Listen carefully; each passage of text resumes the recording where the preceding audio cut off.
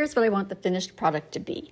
I design my stencil and I print out a mirror image of it by flipping it horizontally. I tape it together and line it up on my pillowcase, tape it to my pillowcase, flip it inside out,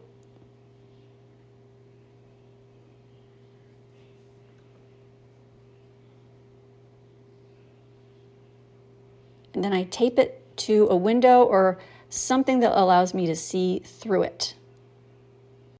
Then I take a pen or a pencil and trace my stencil. I'm using a ruler here because my letters are very straight, but you don't have to.